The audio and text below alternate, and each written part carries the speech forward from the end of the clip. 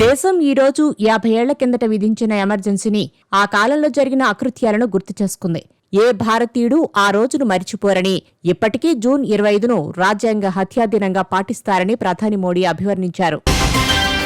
Iran, Israel మధ్య కాల్పుల విరమణ ఒప్పందం అమలవుతోంది. అందులో భాగంగా ఇరాన్ 12 రోజుల తర్వాత తన గగన తలాన్ని తెరిచింది. దీంతో దుబాయ్ నుంచి ఇరాన్ మీదుగా రష్యాకు తొలి విమానం ఈ రోజు బయలుదేరి వెళ్లింది. కెనడీ స్పేస్ సెంటర్ నుంచి నింగిలోకి దూసుకువెళ్లిన ఫాల్కాన్ 9 రాకెట్ మిషన్ పైలట్ శుభం శుక్లా సహా 4 వ్యోమగాములు 28 గంటలు ప్రయాణించి రేపు సాయంత్రం 4:30 గంటలకు ఐఎస్ఎస్ చేరుకుంటారని అంచనా. కేంద్ర కేబినెట్ సమావేశమై మౌలిక వసతుల ప్రాజెక్టులతో పాటు రక్షణ రంగం ప్రాజెక్టుల మీద చర్చించింది. ఖరీఫ్ సీజన్ ప్రారంభమైన సందర్భంలో పలువురు రైతులకు సంబంధించిన అంశాల మీద నిర్ణయాలు తీసుకుంది. ప్రయాణికులకు భద్రత కోసం రైల్వే బోర్డు కీలక నిర్ణయాలు తీసుకుంది. దశల వారీగా అన్ని బోగీల్లో సీసీటీవీ కెమెరాలు పెట్టడం ద్వారా రైళ్లలో నేరాలు, దోపిడీలకు అడ్డుకట్ట వేయాలని నిర్ణయించింది. విజయవాడలో జరిగిన ఫిక్కీ జాతీయ సదస్సులో ముఖ్యమంత్రి చంద్రబాబు నాయుడు పాల్గొన్నారు. డ్రోన్స్, ఆర్టిఫిషియల్ ఇంటెలిజెన్స్ వంటి అత్యాధునిక సాంకేతిక వాడుకుంటామని, అమరావతిని అభివృద్ధి చేస్తామని ఈ సందర్భంగా చెప్పారు. తెలంగాణలో సెప్టెంబర్ 30లోగా స్థానిక సంస్థల ఎన్నికల ప్రక్రియ పూర్తి చేయాలని హైకోర్టు ఆదేశించింది. ఎన్నికల నిర్వహణకు 60 రోజుల సమయం కావాలన్న ఈసీ కోరికను కోర్టు లెక్కలోకి తీసుకుంది. వైఎస్సార్ కాంగ్రెస్ పార్టీ ఈ రోజు విస్తృత స్థాయి సమావేశం జరిపింది. కూటమి ఏడాది పాలన వైఫల్యాలను, హామీల అమల్లో నిర్లక్ష్యాన్ని, తమ పార్టీ నాయకుల మీద నమోదవుతున్న కేసుల గురించి చర్చించింది.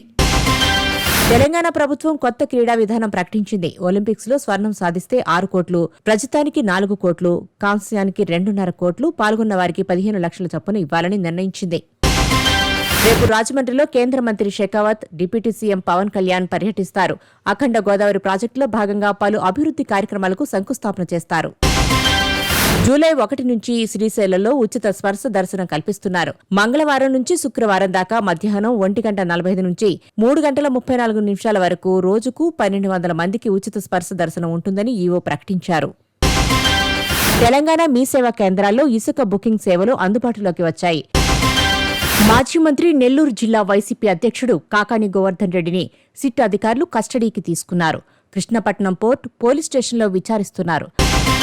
తెలంగాణలో తొలకరి వర్షాలు మొదలు కాకపోయినా ఎగువన కురుస్తున్న వర్షాల వల్ల జూరాలలో నీరు నిండింది. దీంతో నీరు వదలటంతో శ్రీశైలం వైపు ప్రవాహం మొదలైంది. వైసీపీ ఒక వినూత్న కార్యక్రమానికి శ్రీకారం చుట్టింది. బాబు మేనిఫెస్టో గుర్తుకు తెస్తూ అనే పేరుతో ఇంటింటికి వెళ్లాలని నిర్ణయించింది. క్యూఆర్ కోడ్తో ఇళ్లకు వెళ్లి స్కాన్ చేస్తే కూటమి హామీల వివరాలు వస్తాయి. పోలవరం, బనకచర్ల మీద ఏపీ ప్రభుత్వం మరో కీలక అడుగు వేసింది. దీనికోసం ప్రత్యేకంగా జలహారతి పేరుతో ఒక కార్పొరేషన్ ఏర్పాటు చేసింది. వచ్చే ఏడాది నుంచి ఏటా 2 సార్లు సీబీఎస్ఈ పరీక్షలు జరుగుతాయి. ఫిబ్రవరిలో తొలి దశ పరీక్షలు జరిగి ఏప్రిల్లో ఫలితాలు విడుదలవుతాయి. మళ్లీ రెండో దశ మే నెలలో పరీక్షలు జరిగి జూన్లో ఫలితాలు వెలువడతాయి. మహిళా సాధికారత మీద చైర్పర్సన్ పురంధేశ్వరి అధ్యక్షతన పార్లమెంటరీ కమిటీ భేటీ అయింది. అసంఘటిత రంగంలో మహిళల భద్రత మీద చర్చించారు. నిపుణులు, ఎన్జీఓల అభిప్రాయాలు తీసుకోవాలని నిర్ణయించారు. 24 గంటల్లో బంగాళాఖాతంలో అల్పపీడనం ఏర్పడినట్టు విశాఖ తుఫాను హెచ్చరికల కేంద్రం తెలియజేసింది. ఉత్తర కోస్తాలో భారీ వర్షాలు, దక్షిణాది కోస్తాలో ఒక మోస్తరు వర్షాలు, తీరం వెంబడి బలమైన ఈదురుగాలులు వీస్తాయని చెప్పింది. టీడీపీ సీనియర్ నాయకుడు, మాజీ జడ్పీ చైర్పర్సన్ సుగవాసి బాలసుబ్రహ్మణ్యం వైసీపీలో చేరారు. జగన్ సమక్షంలో ఆయన వైసీపీ కండువా కప్పుకున్నారు. దేశీయ స్టాక్ మార్కెట్ సూచీలు వరుసగా రెండో రోజు కూడా మంచి లాభాలు నమోదు చేశాయి. ఇజ్రాయెల్, ఇరాన్ మధ్య ఉద్రిక్తత తగ్గడం, ముడి చమురు ధరలు కూడా కిందికి రావడం మన మార్కెట్లకు సానుకూలంగా మారింది.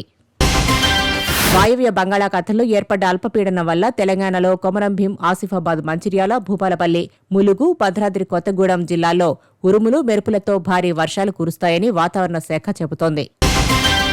మధురైలో పవన్ కళ్యాణ్ చేసిన వ్యాఖ్యలకు తమిళ నటుడు సత్యరాజ్ తీవ్రంగా స్పందించారు.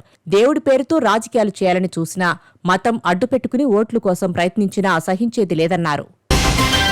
తెలంగాణ బీజేపీ అధ్యక్షుని జూలై 2వ వారంలో ప్రకటిస్తారని ఆ పార్టీ రాజ్యసభ సభ్యుడు, బీసీ మోర్చా జాతీయ అధ్యక్షుడు లక్ష్మణ్ చెప్పారు. ప్రధాని మోదీ అధ్యక్షతన జరిగిన కేంద్ర కేబినెట్ సమావేశం ఎమర్జెన్సీకి వ్యతిరేకంగా తీర్మానం చేసింది.